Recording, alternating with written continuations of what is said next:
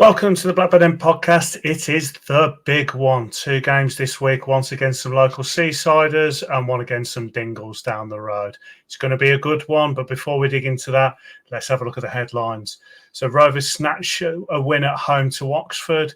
Siggy comes on and once again a sub wins our hearts, and it's the big one, the derby is back. So I'm not on my own. I have a local hero ourselves. Mark, what do you think?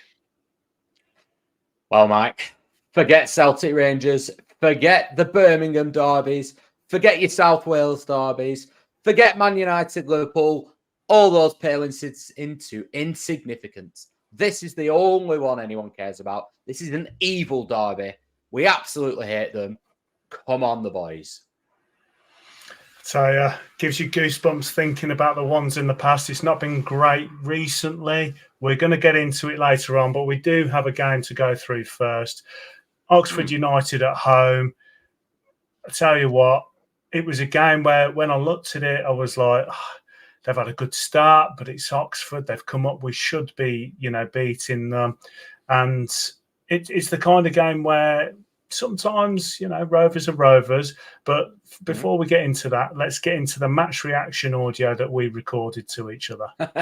Well, feel like we stole the win there. Didn't feel like it was going to go our way. Thought it was just going to peter out to a draw. Performance-wise, wasn't too happy. But I tell you what, if we're going to play poorly and get wins, it's definitely polar opposite of last season. We would have lost that last season. So it just shows the mental strength. So fantastic. Great for Siggy as well. We called him out and he's come in and he's got that goal. Brilliant. Well, Mike, I tell you what, that invincible season is still on. We were just saying there's a place for Siggy, weren't there? That game was looking a bit flat and it needed somebody with a bit of quality just to break it. Get in and bring on the Dingles. Okay, so I seemed quite negative after that game, even though it was a win. You seem very positive. Now you've had a chance to look back. What was your final thoughts looking at that game? Yeah, going into it, I said, I don't expect them to go up, but I did expect them to be more of a challenge than Derby. I think they've adapted better to the league. They were a decent team. We could have been 3-0 down. I think we rode our luck in that first half, which is a bit of a concern, let's be honest. There's no bones about it. I thought we missed Gay's presence up front. Nothing against Ohashi, but the fact he drops in a bit deeper, I thought affected our play a little bit. We looked a little bit flat, didn't we? But like you say, it's a nice habit to be in if we're being positive that we've not played to our best and we've won. I just think we have a few warning signs there, if I'm being perfectly honest. Yeah, I had a couple of messages off people, including Scott, actually, who was a Rovers chat contributor as well. And he was saying that, we called for Gay and Ohashi to play together. They didn't. Obviously, Ohashi comes in for Gay. And we're finding out a little bit more about them. Obviously, Ohashi is an instant hero with his goals and Gay with his personality, his work rate and things like that. But we're still figuring a few things out. And I think the Ohashi thing, playing right up top on his own, he seemed to be not doing exactly kind of what we'd seen. And it was interesting when Gay came on and obviously took that role away from him and he went up and Ohashi dropped. Ohashi seemed to have a little bit more freedom to be able to, be quite busy, get himself about. And I was more impressed with Ohashi when he played with Gay, in my opinion. 100%, completely agree. I think Ohashi's game is not running in beyond. He gets into pockets. He's probably he is the better of the two strikers in terms of being a footballer. I think he's scored more goals than Gay, but he doesn't stretch the defence. So what happened then was, with nobody at all that stretched it, we've talked about this last week. Hedges occasionally will make that run, but Gay's the only one that we've got that will stretch any team. Without that, it became too easy to play against us, really, and that was my concern. Gay came on, he did stretch it, but that has to be, I know we'll talk about it, has to be the priority for Friday's window closes. We have to get players running behind and we'll stretch again, because otherwise we're too predictable. Yeah, I felt with the start of the game, considering we hadn't changed the team, it felt a little bit disjointed. I wasn't quite as impressed with Travis. He seemed to be getting more dragged into doing quite the old Travis, other things that frustrated us. But I'm not sure whether that was because Oxford set themselves up in a formation which is a 4-1-4-1, wasn't it? So, but that four seemed to press quite a lot. The front four seemed to press quite a lot. So they were quite attacking. Pears obviously had to make a couple of saves. It's a little bit 6s and 7s. I think Travis then dropped back. And obviously Tronstad had a good game as well. But Travis dropped back and he just seemed to get quite agitated throughout the game and get himself into situations again. I just felt like we went back to Rovers of old for a bit. And like I said in my match reaction, it felt like we fell back into what we used to do, where we drop, we panic and things like that, but we still stayed relatively solid. But I just really want us to have games where we can grind it out, but I want us to have games where we just control people. We haven't necessarily seen games where we've controlled it like, Stoke away last year. I think we controlled that game from start to finish. I wanted us to really control this game. And what was disappointing is as well as Oxford have started, as good a team as they are, I didn't like the fact that I didn't feel like we was in control at any point in that game.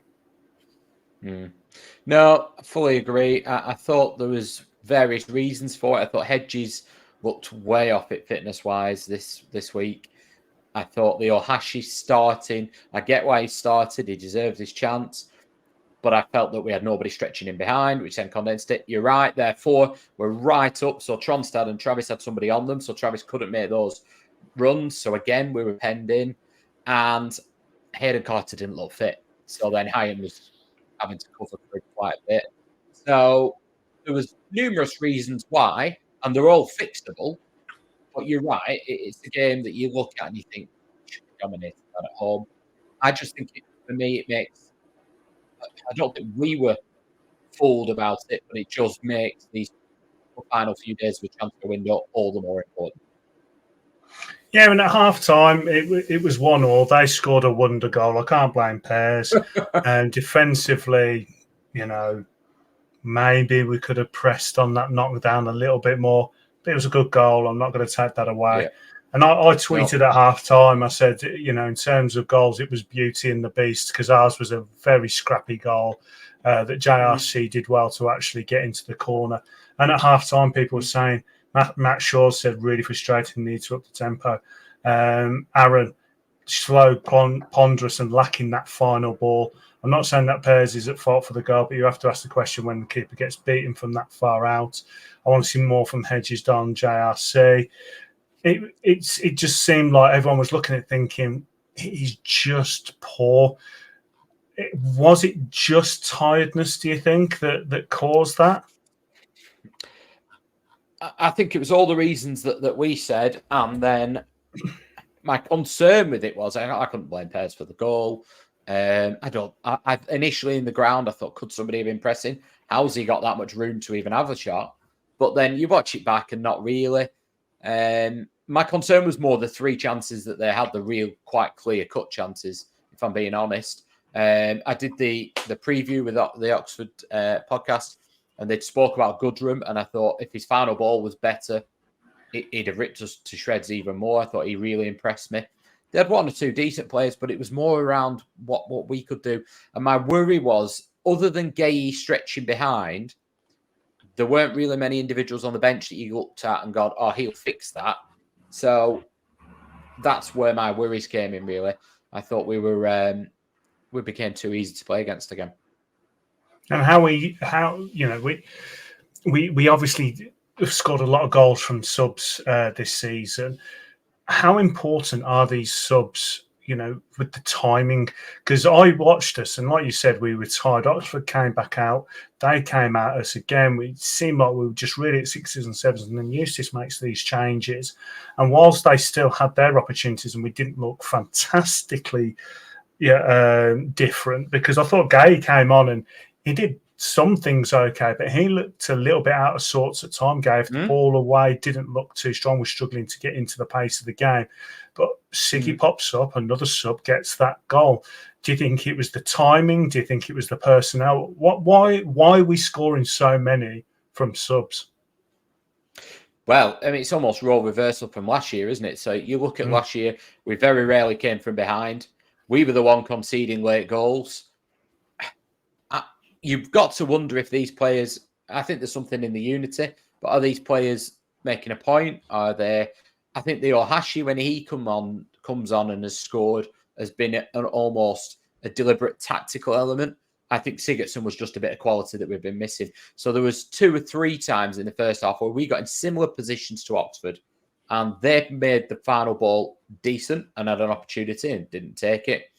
Our final ball was poor. So for me, there was people talking about how Dolan played really well. He did okay, but for me, his final ball, if you're in that number 10, it's not good enough.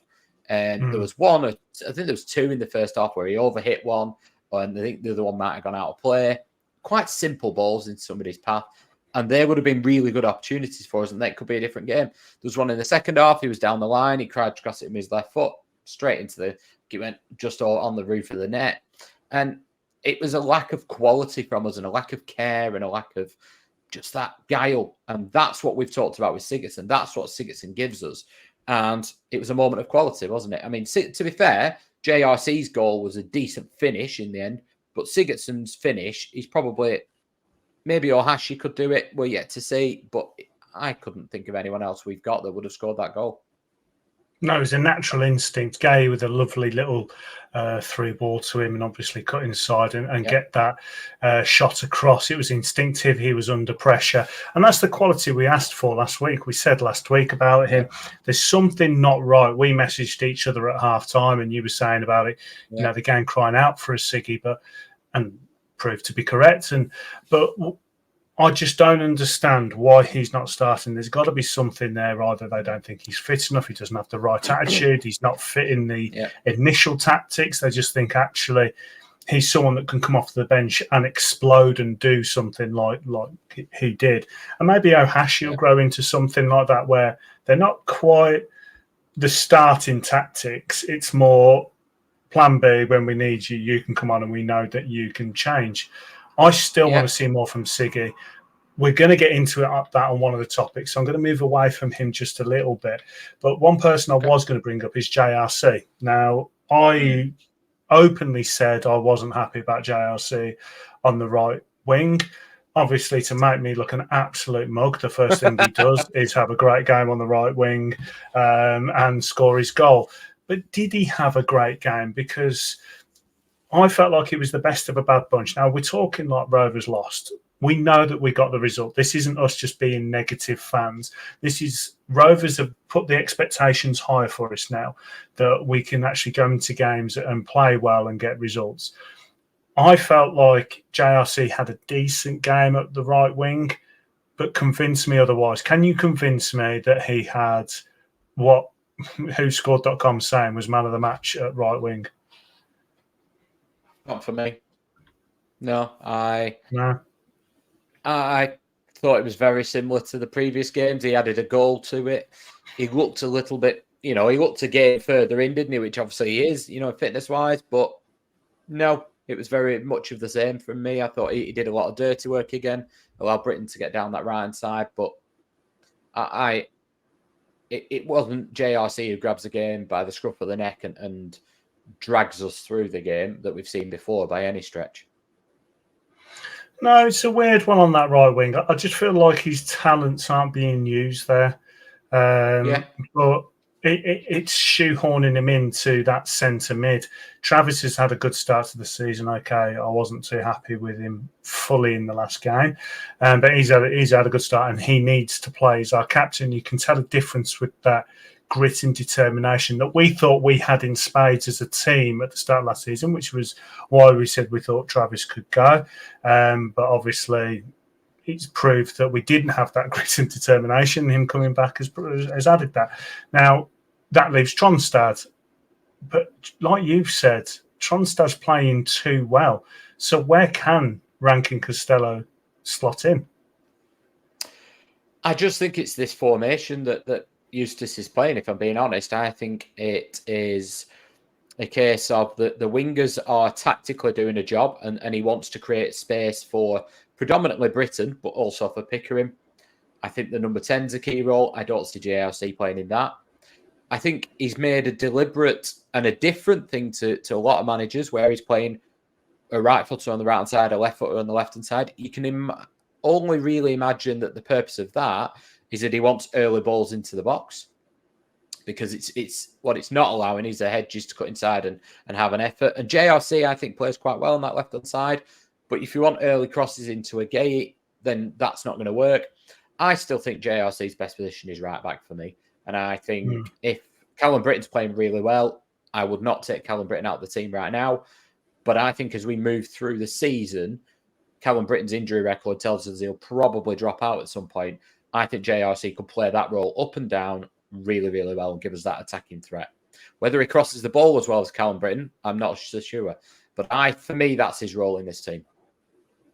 And we've said before, he's that utility man. And sometimes when you are that utility man, it goes against you for your career, because they will just shoehorn you in, because he is an effective player. You can tell he's got something about him on the pitch with the lads and generally as a footballer. I agree with you. I wouldn't have him at right back. I would actually have him in the centre mid role. Like you said last week, Travis will get suspended at some point. You are going to have injury issues, but it does feel harsh on JRC to say that he's effectively a backup for that midfield position. But people put down the comments down below, where would you put JRC? Do you feel like he's someone that should be starting? And if so, who for and where? But was there any other players for Rovers that stood out? I mean, another one that was quite highly ranked was Pickering. Anyone else? Not really for me. I thought we were quite quiet. Yeah, I do. I think we were all under par. So we obviously go and win 2-1. What do you think that was the right score, or do you think we did nick it a bit? It was a bit of a smash and grab. No, I think it probably was the right score. I think it looks a bit more like a smash and grab because they had 3 chances in the first half. But like I said, we were a final careful pass, a simple pass away from having 2 or 3 opportunities ourselves.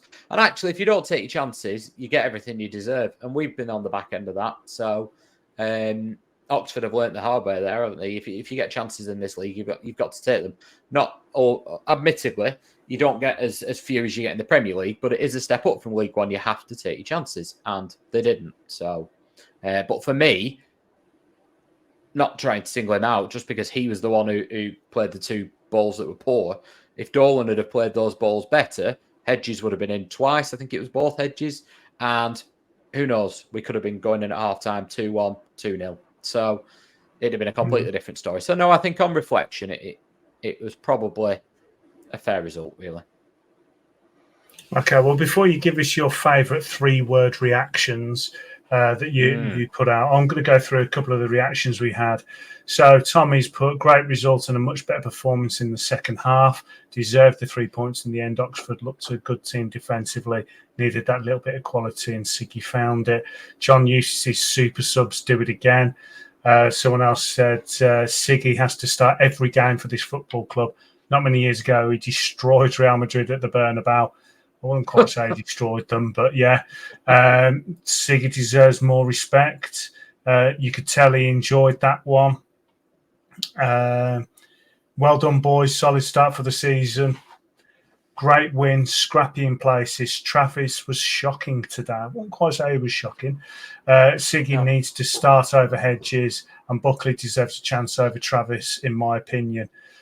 Eustace needs to start dropping players when they aren't playing well. Anyway, 3 points is all that matters. So that's a bit of an interesting one, actually. I don't think Travis was shocking. Last year, I probably would have gone into him a little bit more. I wouldn't bring Buckley on for Travis now. No, not for me. Okay, so give us some of your 3-word reactions then. That were some of your favourites. Quite mixed again, but we've had a well-deserved win from Graham Brines. We had Joe Rankin Costello from Benitat. I'm presuming by the amount of syllables he's put in this that's he was singing it down at me. We had Brendan Crisp, never gave up. Tim DYO, another bench masterclass. Quite a few for Yuki. Love Yuki Ohashi, Yuki workhorse. Goals from everywhere. We had a certain Mike Beattie grinding it out. Mark Hitchin put something about invincible season pending. I don't know. We had togetherness from Lee Hilton. Obviously, doesn't need 3 words. Mr. Boyce, need more creativity. And then there is Get Spending Steve. But the favourite one is been shoehorned in by Gary Smith. Bring on Dingles. Nice one. Well, talking about huge derbies that mean a lot, we've got Blackpool in the cup. Yeah. Okay, so Tuesday night, it's at home. Blackpool in the cup. There's a certain game that's happening after that. What would you like to see rotation-wise for this game, based on the fact that Oxford seem to be controlling us at times? And yes, we ended up getting the win, but like we said, we looked tired and leggy. Are you looking for 100% rotation in that Blackpool game and we just write it off? Or do you want to see us have a bit of a run in the cup? I genuinely want whoever his starting 11 is for Saturday to be nowhere near the ground. I think Buckley needs minutes. I think Sigurdsson needs minutes. Potentially Ohashi or Gay, they will know that better than me. And McFadden and Bath. I would literally rotate everybody. But based from, not necessarily from the Saturday just gone, from the Saturday coming. I'd pick his starting 11 for that and then go, right, you're not playing. Don't even give it, exactly. Treat it as a full prep week, as if there was no midweek game for those players. Let them crack on. If they rest, they normally having a hard day on a Thursday. Give them a hard day on a Thursday. They normally do whatever on a Wednesday. Usually have a rest, don't they? Thursday's tactics. Treat that as that. For me, they need to be as if a game isn't even happening. Yeah, give Mike Sheeran a call and just say it's your job today. You take this on with your boys. Yeah, give Eustace an out. I couldn't give a hoot. I really couldn't. Well, this is an interesting one because we do enjoy a little cup run. Rovers are known for having these little cup runs, and we do enjoy them. We had some of the memories last year of the cup runs that we had in both cups were enjoyable. I'd have a look at the depth chart. Every single player listed from best to worst in each position. Just pick the bottom one on each one and just say, off you go. Because, yes, we've had a fantastic run against Blackpool. A certain Adam Wharton announced himself last time. Did he? But I just think that we'll get into the Burnley game, but we're at a point now where we've got a few good results behind us. The fans are feeling really positive. The Dingles aren't exactly in the best of position at the moment with everything that's going on with them. And obviously, Mark, you're going to be releasing the pre-match on that, and that's going to be an interesting watch. But I feel like if you're going to play them, for us, this is probably the best time. And I don't want to ruin any chance that we have of going there and getting something.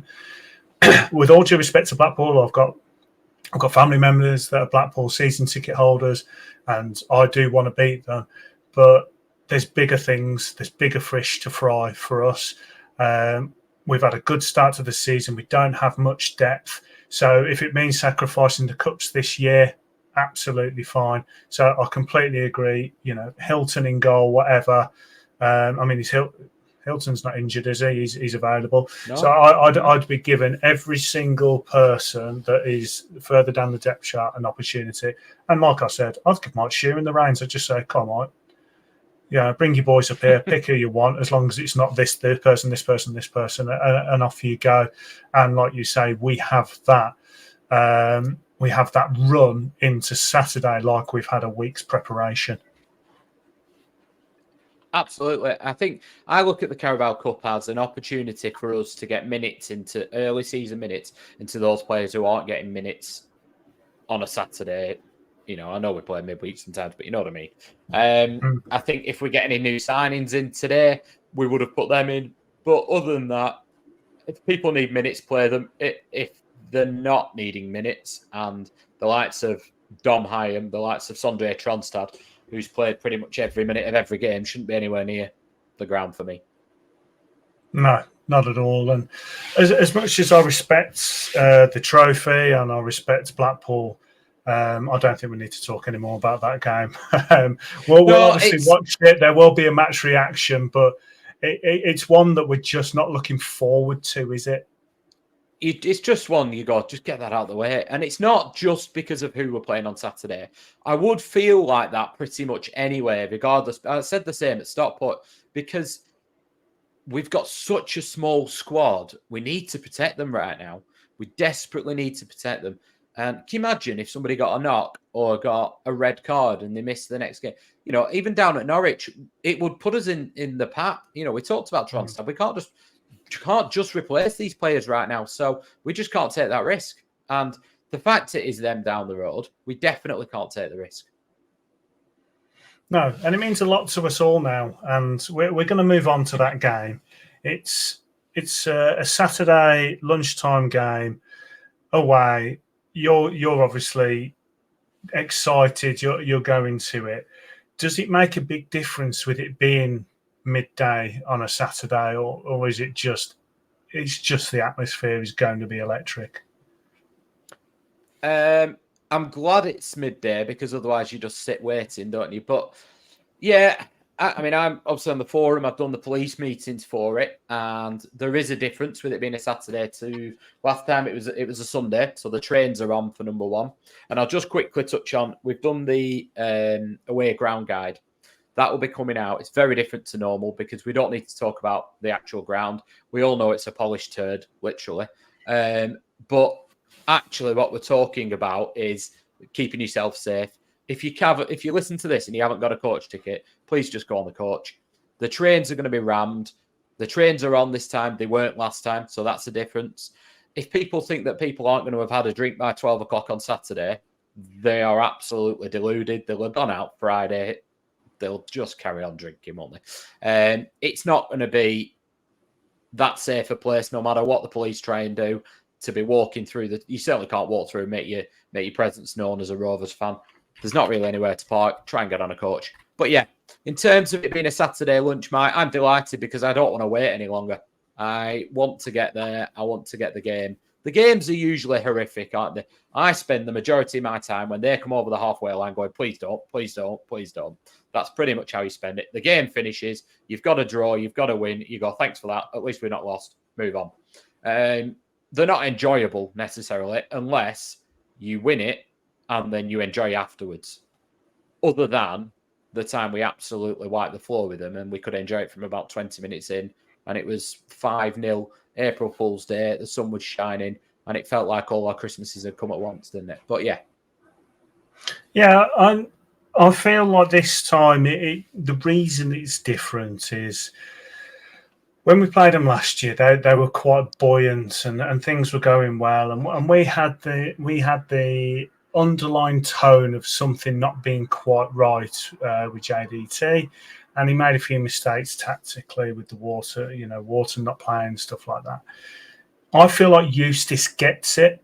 I feel like he understands. He understands what it means to the fans, it means to the town, it means to the players. I just get that feeling that he's really going to go for it and he's going to give us something to cheer for. Now, it could go wrong. I know it could. But there's something positive this time. There is something positive that we're going to go into this game. We've got some players that we're excited about. Travis is there and he's firing. I hope he keeps his head enough to stay on the pitch. But we have the strength. My one concern is the goalkeeper position, because I think the fans as in the home fans, are really going to get at him. When you're a goalkeeper, we looked at Kaminski last time where he was pushed into the net for that goal. It really angered me, that did, to be honest. But it's a very lonely position, and I'm worried about pairs in this game. But is there anyone else that worries you, or are you quite confident with who we have, assuming we have the same starting lineup? Yeah, I think my concern is the gap between the fullbacks and the centre halves. I think that's obviously we don't know who's going to be playing for Burnley, and you watch the match preview, they have no idea either. But I would say historically, the last couple of years, that's where they've been a real threat. You know, they've had various players, haven't they? Benson, Zarori, Koleosho, just coming in on their good foot, if you like, a bit like where Sigurdsson was the other day. And I think we'll need Tronstad to be at his very, very best, because he snuffed a lot of that out against Norwich. I just think I agree with you. I think some Rovers fans are getting ahead of themselves. They think this is the time. But I mean, just to put it in context, this shirt was the last time we beat them, I think. So it's a long time ago, and they've spent hundreds of millions of pounds since then. I mean, they're selling players left, right, and centre, but they've still spent. There was a stat I retweeted. They've spent, is it £11 million more than we've spent in the last 10 years this summer? Mm-hmm. Yes, there's going to be a high turnover in their players this week. Yes, they are in a little bit of turmoil. But I looked at the fixture at the beginning of the season, and it's too early in some senses. But I think as the team that is not the one who's been in the Premier League, not the one who spent hundreds of millions of pounds, it looked like, right, actually, it gives us the best chance, I would say, against them, because it's early on in the season. And what I was hoping for was that Parker would come in and it wasn't quite settled. Then the first two games, they go and absolutely destroy Luton and Cardiff. So you look at it and you think, oh, geez, that was our only chance, really, was that they would not be quite settled into the Championship and Parker. The fact that they've absolutely had this turmoil, you know, Sunderland, I think there's a couple of keepers on the bench. There was kids, they put a centre-half up front. Does give us a chance, but it doesn't automatically mean we're going to win. It gives us a chance. What we have to hope a little bit is that the speculation about their players right up until the transfer window closes Friday evening. So we hope that their plans, I'm pretty certain now what our starting 11 will be bar 1 or 2. And I would imagine we're able to have a week of planning for this game with that team. I'd be very shocked if any of our 12, 13, 14 main players leave. I look like an idiot now, but touch wood. I'll be very surprised. We might add players, but again, I don't think they'll start. So we've got a week to plan for this game.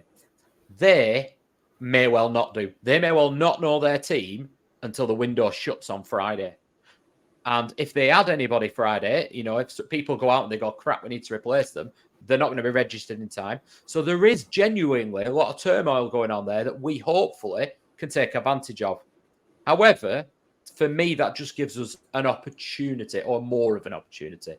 They are still the favourites. They are still a Premier League team that's come down, that's gone back up and down and up. So they were a well-established Premier League team. I know they've turned a lot of players over, but realistically, financially, in terms of Premier League experience, in terms of quality of individuals, it should be a comfortable win for Burnley.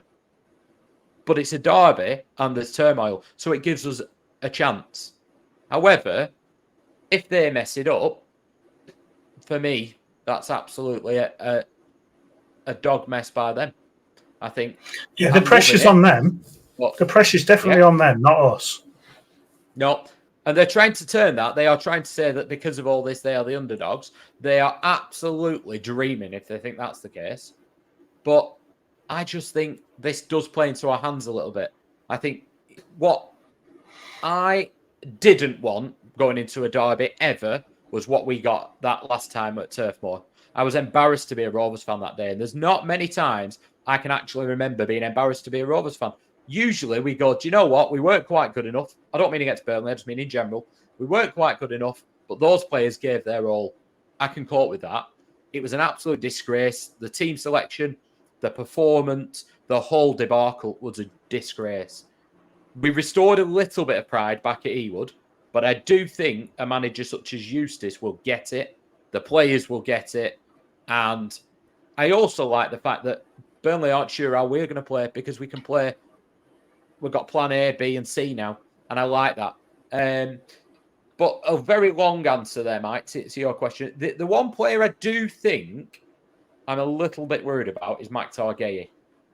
Because I think he's had 4 career red cards. He's all arms and legs. And it only takes him to be boisterous.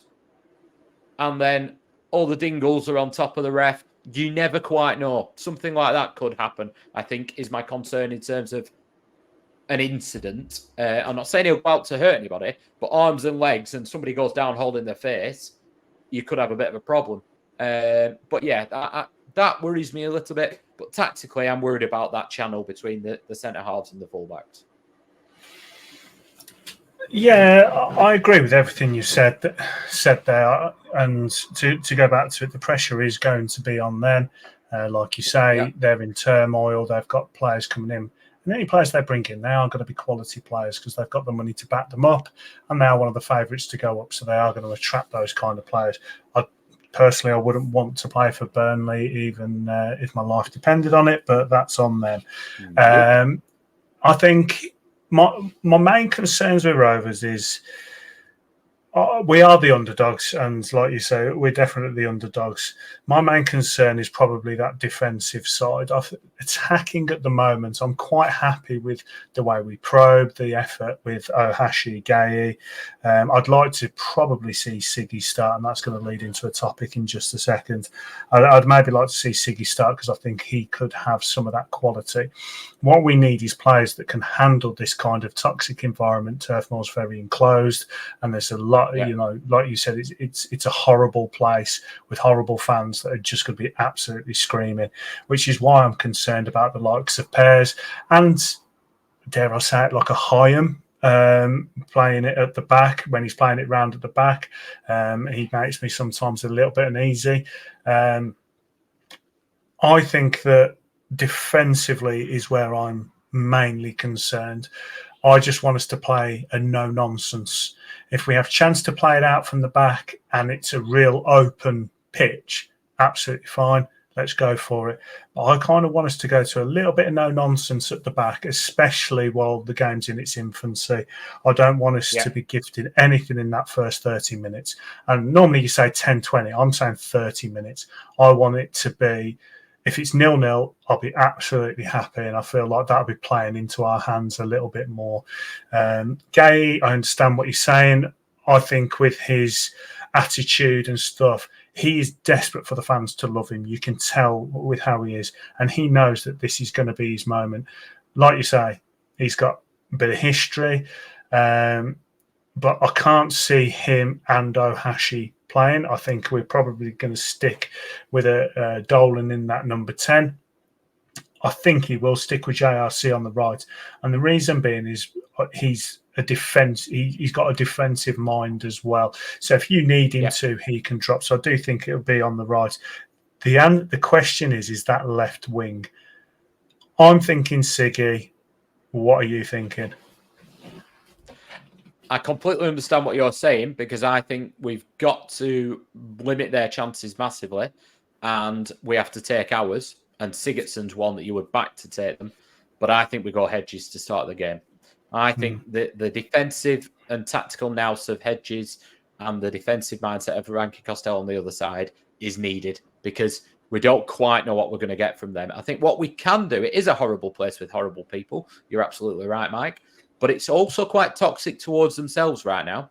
So if this window does not go 100%, or even if they feel it's not, if they lose Coley Orshaw, for example, in the preview Turfcast, he talks about this, they're worried about that because he's their one shining light that they really hang their hat on a little bit.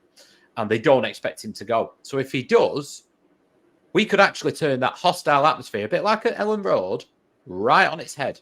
They will start getting a bit edgy. They will start getting... So I think very similar performance to Leeds is needed.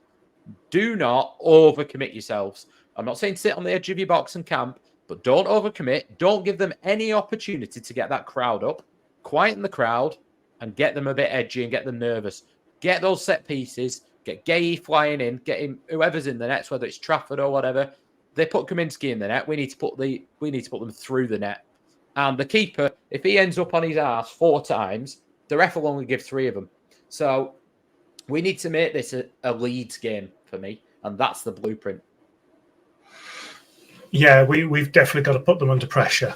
We've definitely got to put them under pressure. I don't want us to be sitting back the whole game. Whilst I want us no nonsense, I don't just want us being deep. My concern with Hedges, going back to that, was his fitness. Looking quite tired against Oxford. I'd like to see him come off the bench and affect the game rather than starting, just in case there was a fitness thing there. It's going to be Tronstad and Travis in that centre midfield pairing, and they can help with that no-nonsense. Does Travis concern you? Because no. Travis is Travis, or do you think he's going to be just winding them up but not going over the top? Yeah, I mean, he got booked after half an hour last time. That's the concern. If he gets booked early, Travis, which he did at weekend, didn't he? He's not as effective because it plays on his mind. So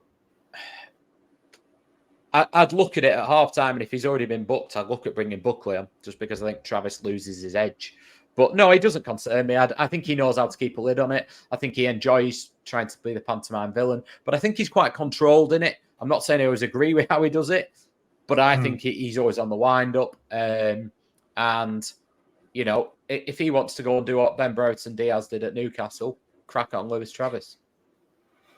And obviously back 4 and goalkeeper, there's going to be no changes there. Because I was thinking, is it a Danny Bath situation? I get that.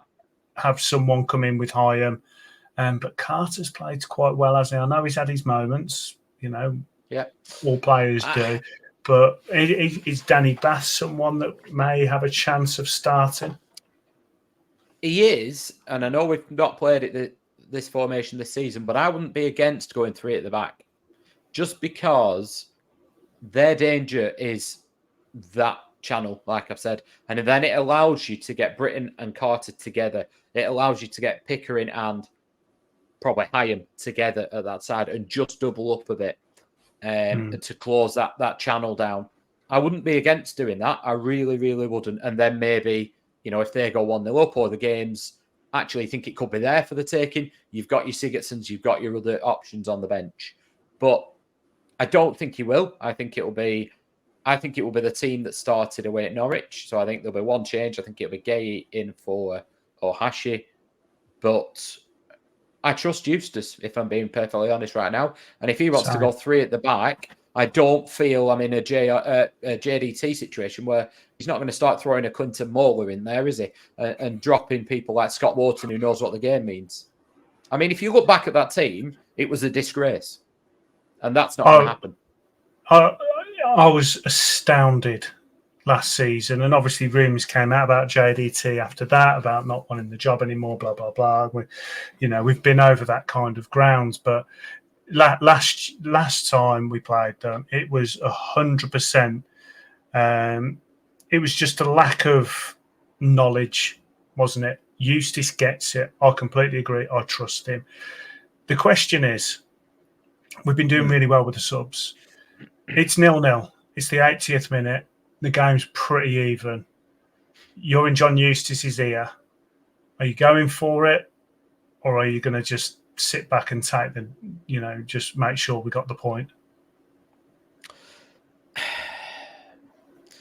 I'd be happy with the point right now. I'd take it. However, I don't think we're in a position to almost choose, because I think if he starts with Hedges, he's got to bring Sigurdsson on at some point, because Hedges isn't going to finish the game. So I think it causes us a problem. I think the only decision I would be making is whether to then bring Danny Bath on for Hedges if he's going off, or bring Sigurdsson on. And I'd be upset if it was 0-0 and we went 5 at the back to close the game out, I think. If it was 1-0 to us, absolutely close the game out. But so I think away from home you take a point if you can get away with it, though. Anyway. Yeah, I don't like making predictions, so we're not going to make predictions because they always come back to bite. Yeah, but I feel like recently with everything that's gone on with both clubs, this is a good chance for the team to make amends for last season and the last time we played, and the season before when we played them.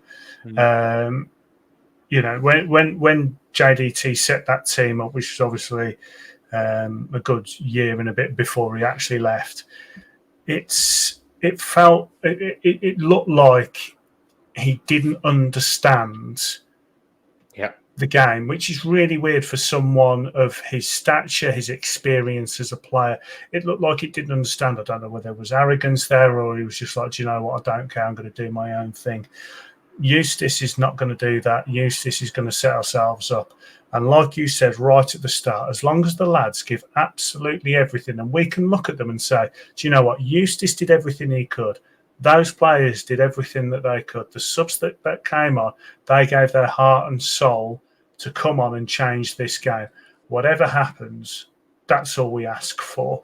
And I would like us to go for it. If the game's there to be got, I want us to go for it. And I'd prefer us to win it 1-0 with the risk of losing it 1-0 than just sitting back on the 0-0, because the point of football for me is just to win games. And I would take going for it and just not getting it than just sitting back and hoping, because that's the thing that's killed me over the last few years with Rovers, is when we sit back deep, we might score a goal and sit back, or the game's closing out and we're sitting back. I hate it as football. I understand that football has changed nowadays. It's a business and people are so worried about losing, they forget about going to win. I want us to start going to win games. And I'll get an inkling this season it's going to be different. And this game is going to tell me everything I need to know about Eustace and the crop of players that we've got. Friday, it doesn't matter who comes in. I don't think anyone's going to go. It doesn't matter who comes in. The starting lineup is probably going to be very similar to the last few games. But is it Ohashi or Gay up top? I think it's a game for Gay. You said you were worried about Gay. Is that? But would you play him? Yeah, I'm not 1,000,000%, because I think we need to hit the ball into him. We need an outlet. We need somebody who'll run in beyond. And if they play James Trafford, I know we are saying we're worried about pace, but James Trafford does not like any physical element. So, you know, absolutely. I'm not worried about him necessarily. I just think it's worth being mindful of it. But when you look at our team, we didn't have any experience of an East Lancashire derby. And we can say what we want about Rovers. It's our club. We love it.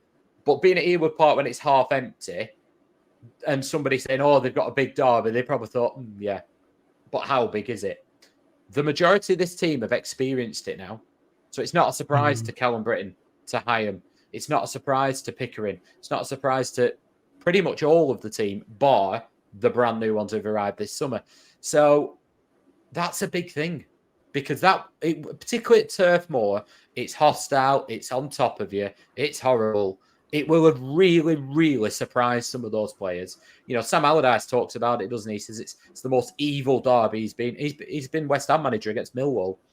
So Souness has mentioned it, and he's been at Galatasaray Fenerbahce. He's been at Celtic Rangers. He's been at Liverpool Man United.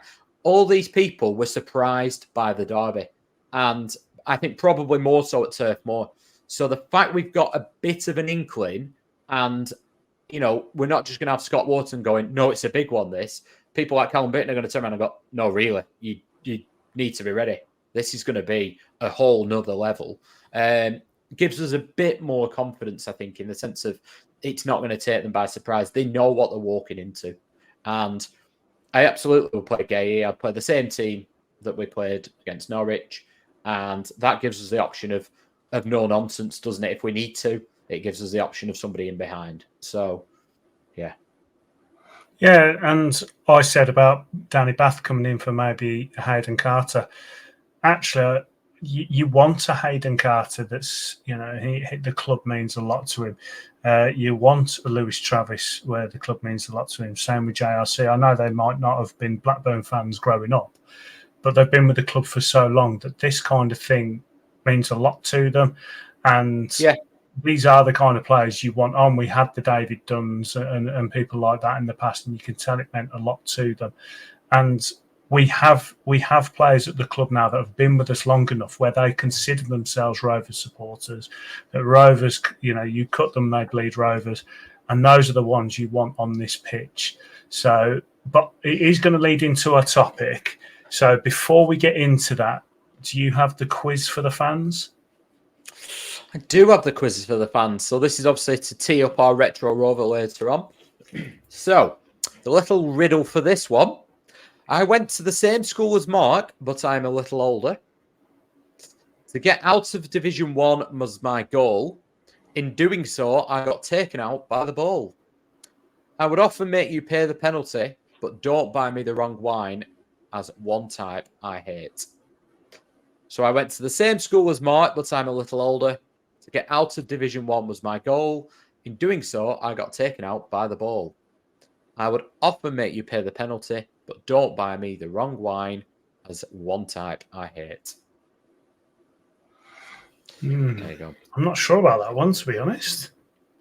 Well, we'll come back to that one. So let's move away just for a few minutes from the Dingle game. Let's talk about Sigurdsson.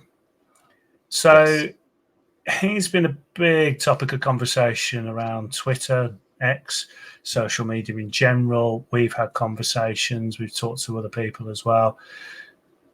He comes on, he gets the goal. You could see the passion. You can see what it meant to him. Does he have a place in this squad? Let's talk contracts. Where do you think we are with Sigurdsson right now? So last week, I kind of said what I thought in terms of I couldn't see how I didn't think there was a place for him in a Eustace team or this type of Eustace team on the wing.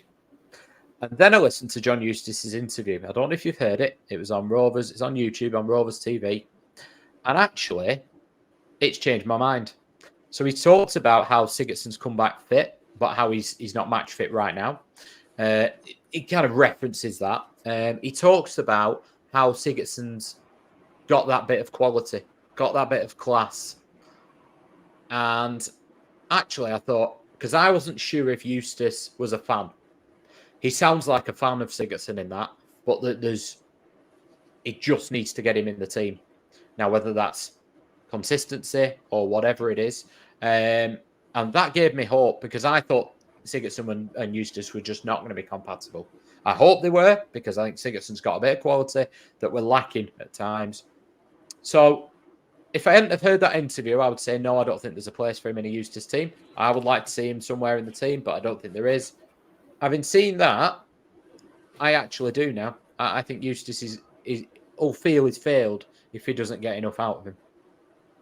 Yeah, I could be early saying this. I'm a fan of Eustace at the moment with how he's dealt with things, and I think he's managing him really well. Based on that interview, I was the same. I thought he was going to be out the door. I've tweeted saying I can really see him leaving. Icelandic international, all these caps, like someone said, he's been to the Burnley and scored goals, and he can't get a game at Ewood Park in the second tier of English football. It just felt like it wasn't working, and he was gone. And we had a bit of a conversation with Ryan Hildred on Twitter as well, and he was saying that there was something there, and you could see there was something there. And we know that there was something there, but it was just showing it. And he's come on as a sub and done this. We've seen the interview. We've seen that he's just managing him, and I think that is a really good thing. The interesting thing now is you've got Dolan that hasn't got his contract sorted. Sigurdsson hasn't got his contract sorted. I'm concerned about that side of things because I think if your contract's not sorted, there's not a lot of trust from the club to the player, because if the club trusted them with their future, with your Sigurdssons and your Dolans, there'd be a decent contract there that was going to get signed. Do you think that is there something that should be read into with the fact that Sigurdsson doesn't have a contract on the table? I think so, definitely with Sigurdsson. Yeah, I don't think they're quite sure. I imagine he's one of our top earners, and I think that's possibly playing into it, that he's not giving us top earner performances right now. Consistently, anyway. I would imagine, I have no idea, but I would imagine he's one of the top earners. So therefore, you should be getting a performance. I'm not saying a top performance, but you should be playing every week, shouldn't he? You should be one of the first names on the team sheet for value, for money wise. I think with Dolan, it's probably slightly different. I think they put what they believe is a fair offer on the table for a while. The one that we haven't just mentioned, but his interview with Radio Lancashire, I think it was Dom Hyam. And he told us he's got an option of a year, so he's got 18 months left. But he said, I'd love to extend it. But you'd have to ask the club why they've not talked to me, basically. Words to that effect. Quite surprising, actually. It was he wasn't scathing, but he was putting it out there that I would have signed a new deal by now, but they've not asked me. They've not had any talks about it. And he was perturbed by it. So if he's perturbed by it 18 months out, we know there's been an offer for Dolan, but there's been no mention of one for Sigurdsson, has there? So how does Sigurdsson feel right now? He's not going to. I do think Gested's got something to do with it as well, because obviously Broughton was really getting people's contracts sorted, wasn't he? And he was very proactive with that. And when Broughton left and Gested come in, do you think there's an element of Gested actually needs a bit of time to have a look and see who he's happy with? Because Gested's got quite a big say, hasn't he? Oh, yeah. Yeah. I think probably a little bit. And I also think the fact that they've come in when they did, they've probably stuck all of that on the back burner until they've got the transfer window finished. However, if that situation doesn't change by the end of September, we've got an issue. Now, I know Dolan's, I think it's in the minutes of the forum, I know Dolan's had an offer on the table for a while. What do you think's wrong there then? What's your gut? He changed agents, didn't he? My gut feeling, and this is nothing other than just my gut feeling, I think he thinks he should be playing in the Premier League.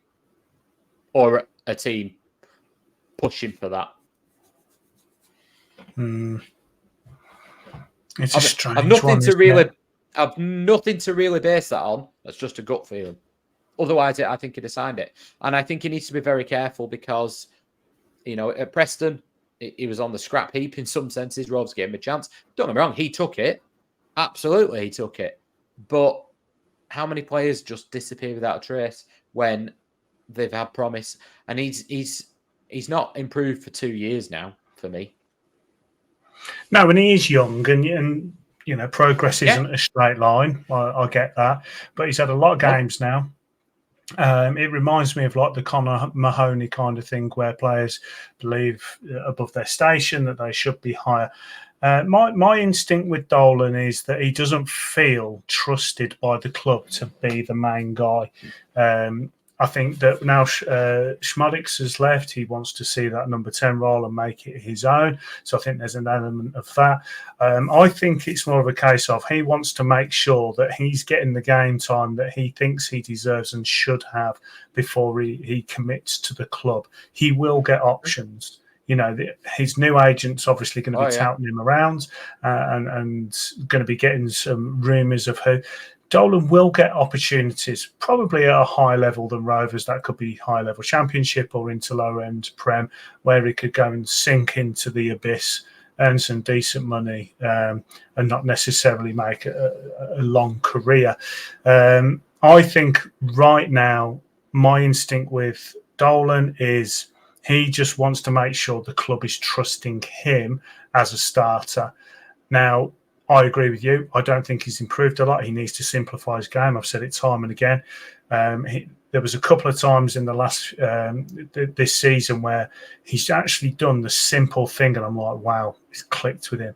And then 2 plays later, he's dancing it and he puts it out of play, and you're like, come on, dude, you're better than that. You've played enough games now. I know you're a young lad, but you've played enough games now to know that you can't just keep dancing. And like I said to you, I don't think he's actually that quick.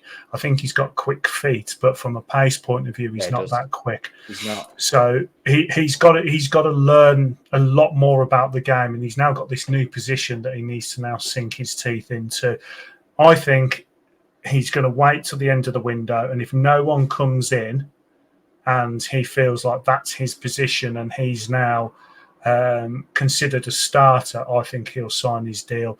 Sigurdsson, I think it's a financial thing. I think you're completely right. I think at the moment, the reward for his contract, the reward that Rovers are getting is not high enough.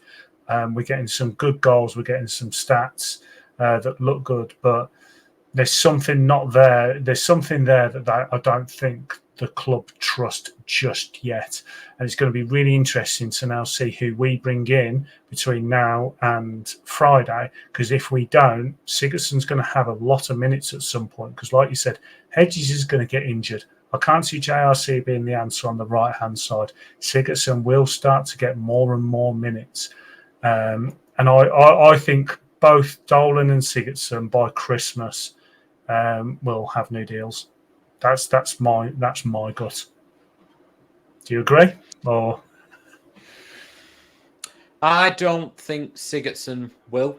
I think the club don't trust him in the winter period. I don't think they feel they're getting value for money. The other thing with Dolan could be, you would imagine he's come quite early money, early in terms of squad. And I think as a player, they see it as respect sometimes. And Rovers sort of have different bands of wages. So they've got their early youth team players have quite a set band. You get into the first team, it's quite a set wage you get. Then they've got their squad player sort of wages, first team players and star players, if you like. I think he thinks I play every week. I should be in that bracket now. And I think they're probably not willing to pay him that.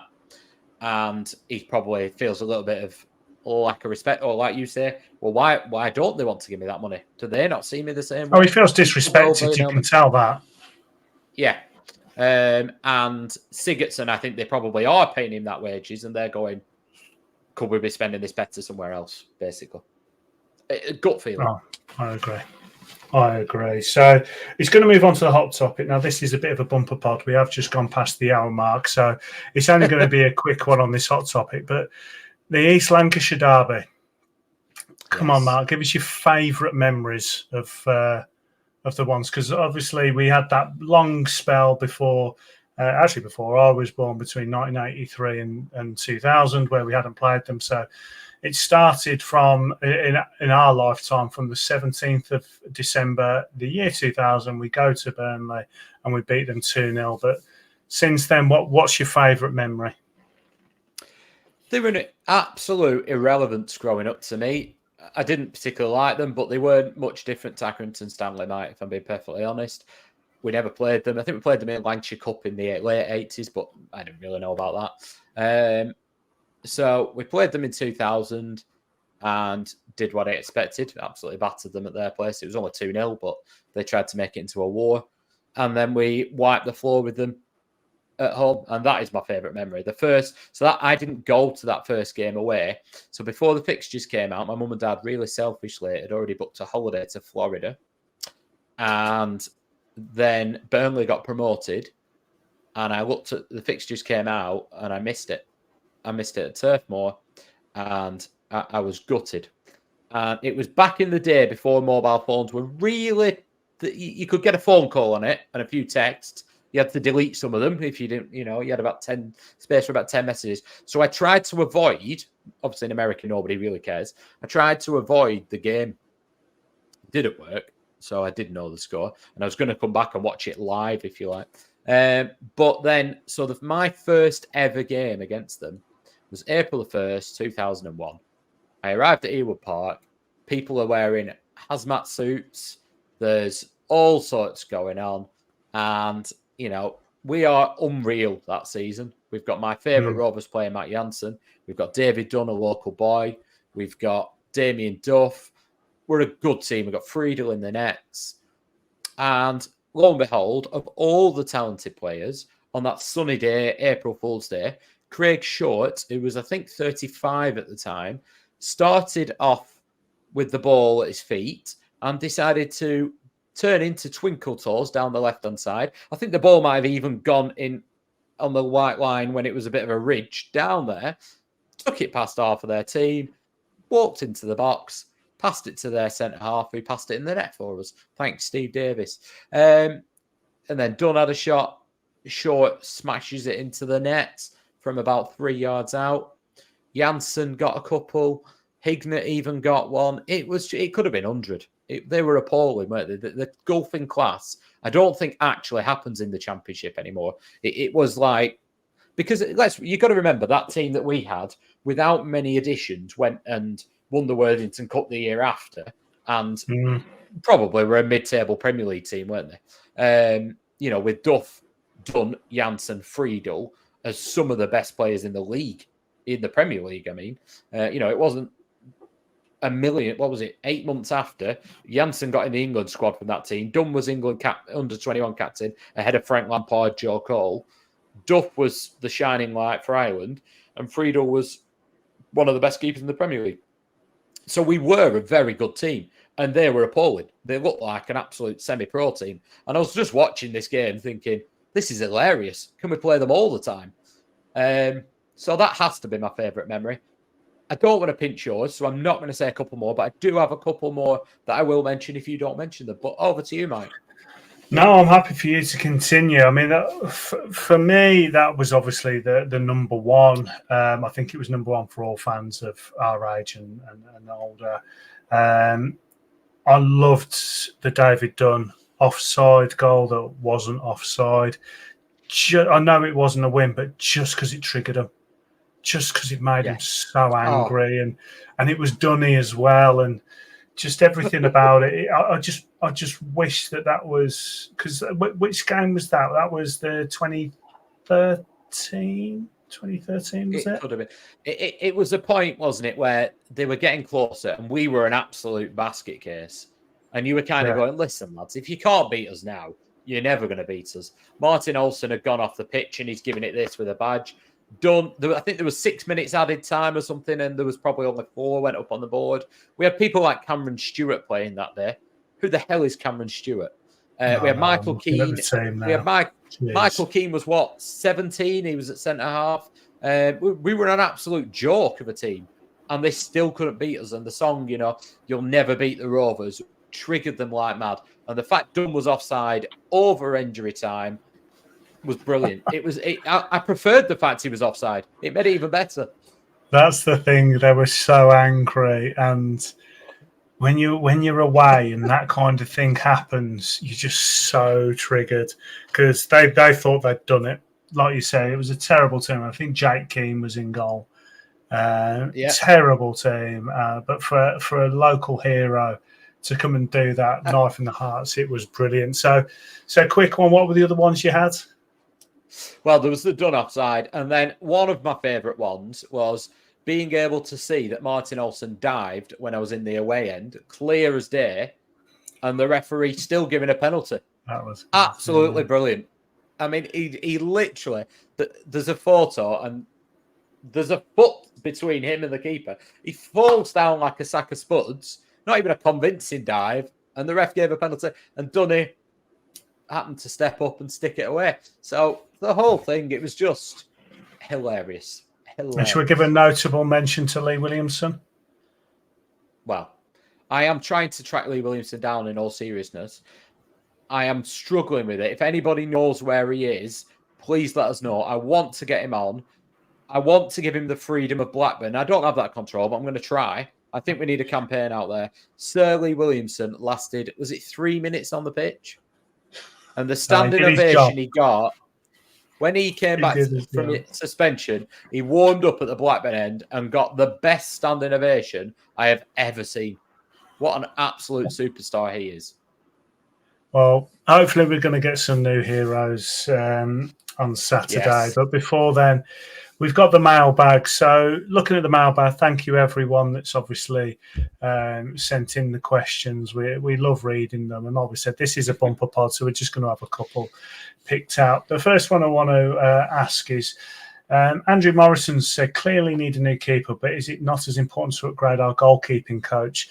Now, Ben Benson gets a lot of stick. He's had stick from me. I think he used to be our set pieces coach, now no longer is. I believe someone else took that role. But from a goalkeeping point of view, there's people saying, well, I think he worked with Raya, but he worked with Kaminsky. He's worked with some good keepers that we've had. I've watched his videos that they put on social media of the drills and things like that. And the drills are just your standard goalkeeping drills. But something isn't working. And I'm not sure now it is Ben Benson. I think it is just a sheer recruitment side of things. I think when it comes to the goalkeeping coach, there's only so much you can do.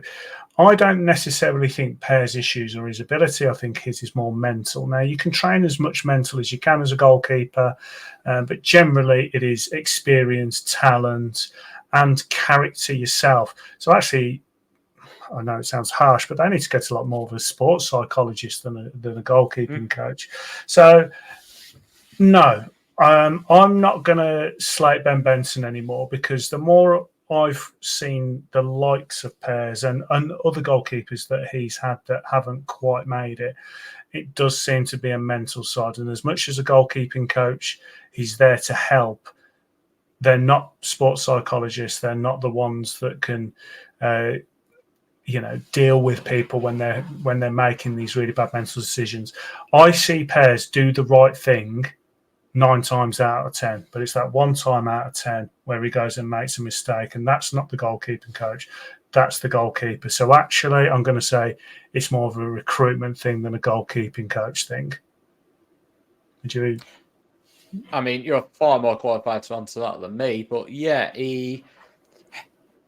I think I understand that the question, and it's something that people raise because there's not many goalkeepers that we've had under Benson that I feel have improved.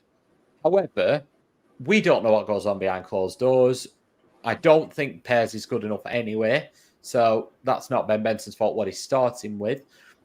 And then you look at Thomas Kaminsky, who I think he went on holiday with Ben Benson. Now, that might be because they get on really well, but he praised him specifically, didn't he, in his leaving speech, whatever you want to call it, to Rovers. So there's obviously a respect there, not just a friendship. There's a respect there. And he's an international goalkeeper. So you would imagine he knows what he's talking about. He obviously feels that Ben Benson has earned his respect and helped him along in his career. So I'm kind of... I'd rather go with that opinion than my own, if I'm being honest. Yeah, and the trouble is, when you get to a certain level from a professional point of view, as a coach, you don't necessarily... It seems to be that it's actually 70% practice, 30% training. And the difference is practice is where you're practicing the things that you are good at. Sorry, not that you're good at, that you do. So it's repetitiveness. It's like, let's keep going, let's keep you fresh, let's keep going. And then 30% is the training, where you're actually trying to improve certain skills. When they get to a certain level, you can't do that 30% as easy. So it's really hard to explain. I should have really written something down before coming on to explain. You can't. I've trained so many goalkeepers in the past, and they've improved, but they're young lads, so they are going to naturally develop through experience, through their body changing, all of this, and then you put your coaching on top. They are going to improve. When you become an adult, it's like you've just got this base level of goalkeeper, your raw ability.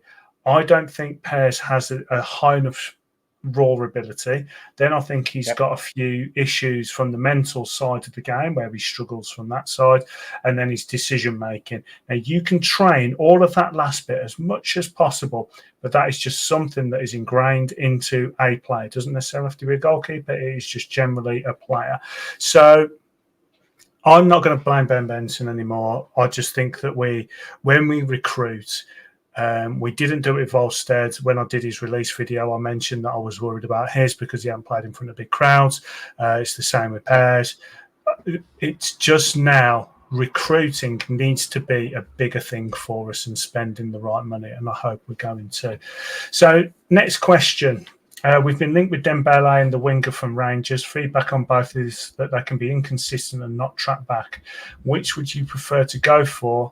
And do you think Eustace can coach them to fit into our team work ethic? Well, that's an interesting question based on what I just said. So, Mark, do you think would you prefer to go? We go for these kind of players. Yeah, I think we need somebody with that X factor. But what you don't want to do is get more of the same. So you don't want Dolan Mark II. You don't want Sigurdsson, who's going to do it 1 in 3. I think seeing the highlights from Rangers' game at weekend, I'd be very surprised if they let him go. The reports are that he's on £40,000 a week. That I can't see it happening. I think my concern with Dembele is how consistent is he? He looks good in highlights. He looks like one of them players that you kind of admire from afar, but then he seems to move around teams, which tells me that he's not doing it consistently or that there's an underlying issue. The caveat with that one is that Eustace has had him before. And if he's happy to have him again with the type of manager Eustace is, then that kind of alleviates some of my concerns. If he'd never played for us or for Eustace, I would be a bit more concerned about that. But it's obviously the positives obviously outweigh the negatives if he brings him in because he knows him. Yeah. I think you're completely right. If a manager is bringing in a player that he's worked with before, there is obviously something there that is a positive for that manager, and they're not going to risk their careers on someone who just doesn't fit into their system. So, final question, bit of a fun one from Leston Page. I randomly found this the other day, which was a Match Facts Blackburn Championship Special Edition magazine. And he said, my question is, what is your favourite Blackburn memorabilia that you have and why? Now, obviously, we're a little bit older than some of the younger fans that have watched us. My granddad's worked for the club, so he used to get me some good things. So I have an original turnstile plate that's made of full brass from the original Ewood. I have a limited edition playoff final plaque as well that I think that he got for me. And if you see on the wall, the 3 home programs from the Champions League games, and I'm not sure I'm going to be able to see us playing the Champions League in my lifetime again. So, yeah, I've got lots of little things, but what about you, Mark? Yeah, loads of little bits and bobs, really. So I've got programs, tons and tons of programs. If anyone wants them, let me know. But yeah, I'm only really keeping the ones from Anfield when we won the league, the Wins Cup. Could see there behind you, Champions League ones. It sounds a bit twee, but it's memories that I've got more than memorabilia, really. So going away to Feyenoord and things like that. The shirts mean a lot. So I look back at, I was sorting them out the other day, and I've got my shirt from when we won the league in '95, and you look at the size of it and you think, God. But yeah, bits really. I suppose my Dolan shirt, as much as I have a pop at him, it's because I want him to be better. But that's a lovely one because he gave just a little story about Tyrese Dolan and what a top bloke he is. So it was my daughter's first game away at Middlesbrough. My brother lives up near there, so we were taking a make a day of it. And I just messaged him on Instagram because she absolutely worships him. She thinks he's the best thing ever. And I messaged him on Instagram, not expecting a reply, not expecting to even read it, just saying, listen, mate, it's my little girl's first game at weekend. She will be shouting you like mad from the side of the pitch in the warm-up. Would you just, if you see her, just give her a wave. You'll make a day. He read it. We are there at the front. Sure enough, she wants to go to the front. She's shouting him. He waves. He comes over and he says, make sure you come back at the end of the game. All right. End of the game, thinking nothing of it, thinking, he's played a game, whatever. He comes over, takes his shirt off, gives it to her, gives her a high five. Already, I'm thinking, what an unbelievable bloke. Sent him a photo after of her holding it and a massive beaming smile. She now thinks this is the norm. This is what's going to happen every game. So we sent him a photo and she sent him a little thing just saying thank you. he messages me back on Instagram, and it's not because I do this. It's not because of anything else. This is just Tyrese Dolan. He sent us the press photos that he'd been sent of him and her having a high five. And I've not got it here, but there's a great photo of him and her high fiving. And he said, hope you like these, mate. Really glad she loved them. And you just think you didn't need to do any of that. No, the time, just that time, yeah. Yeah, so the shirt is her shirt, but it means a lot to me because that made sure she wanted to be a Rovers fan. And they've now got a fan who's got a season ticket and wants to go every week and loves it. So, and that's because of him. So that shirt means a lot to me in that sense. And that's why I want him to be as good as he can be, potentially. Yeah.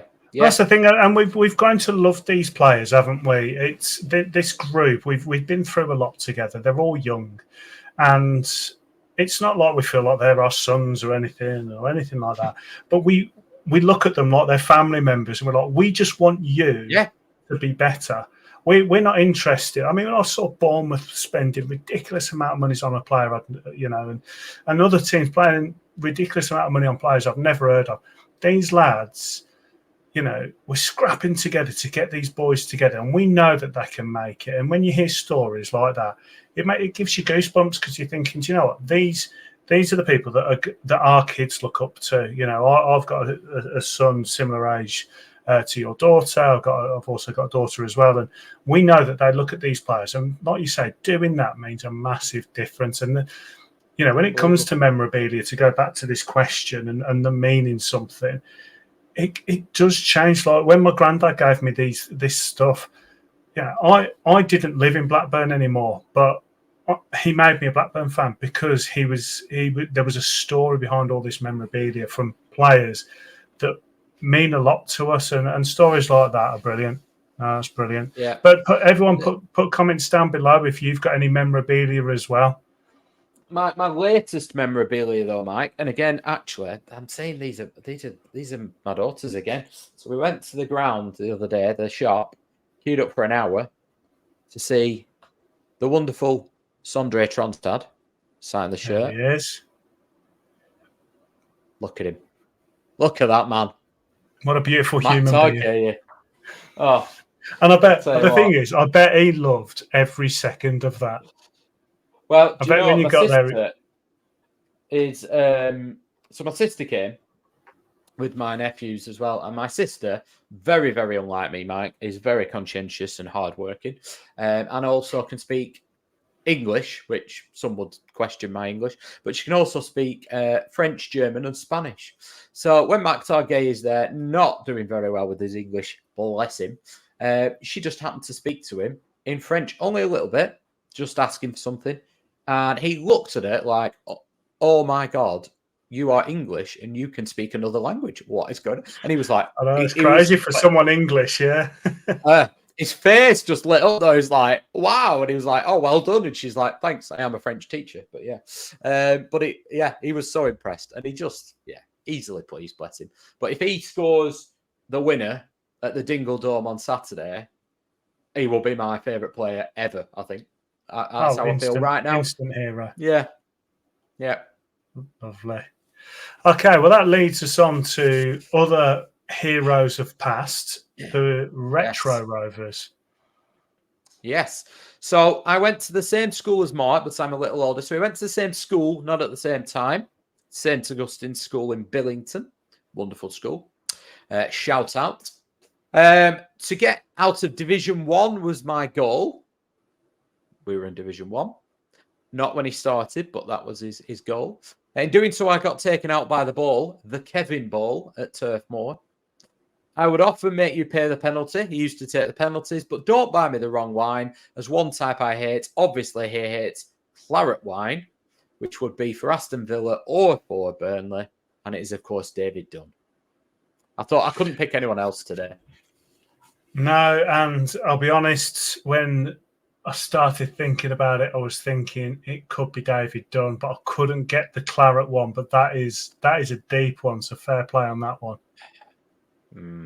Well, he doesn't like Burnley. I mean, growing up, we both grew up in Great Harwood. It is literally split down the middle. It's half Burnley, half Blackburn. So I do have friends that are Burnley fans. Not friends right now, and I won't be talking to them for a while. But it just changes you, doesn't it? There's just something about the game that I will probably see them somewhere in the ground, and I will hate them. I will hate them. I will want nothing more than beating them and watching them absolutely squirm and suffer. Nothing more. Nothing will give me greater pleasure on Saturday. And it just does something to you, doesn't it, this game? It's just something. And it's been 14 years, I think now, Mike. 14 years.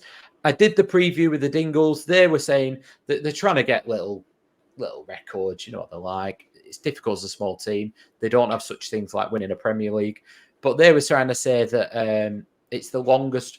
It's not the longest period of time, but it's the longest run because we played them quite a few times of a team winning in a row, I think, and all this kind of crap. Well, it needs to stop. It's high time it stopped. The natural order needs to be restored. I'm feeling all out of kilter. We're above them at the moment. That's made me feel a little bit better. I feel a bit more like the world's the right way around, but it needs to be restored. We need to go there.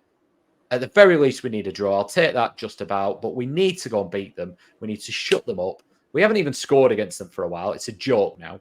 Come on, boys. Do us all a favour. Half of that team, at the very least, were an embarrassment in that game at Turf Moor last time. So they always won. I think we need to go there and show them actually who the superior. We are a superior club. They might have superior individuals right now. We're a superior club. The ground's a dump. Our ground's wonderful. We are the bigger team. We've got the bigger history. We are a superior club. You would rather play for Blackburn than Burnley. Anybody would. The only reason you go to Burnley, I wouldn't. Anybody would go to Burnley is if they're in the Premier League and we're not. We are a superior club. It's high time we showed them who was boss in Lancashire. Well, I'll tell you what, Mark, I normally do an outro. I normally say thank you. I'm just going to leave it at that. I think that is the perfect way to end this pod. Make sure that everyone likes and subscribes. There's content coming out all week. We've got the game midweek, Blackpool, and then we've got the big one. I'm just going to leave it there. Make sure you tune in, like and subscribe.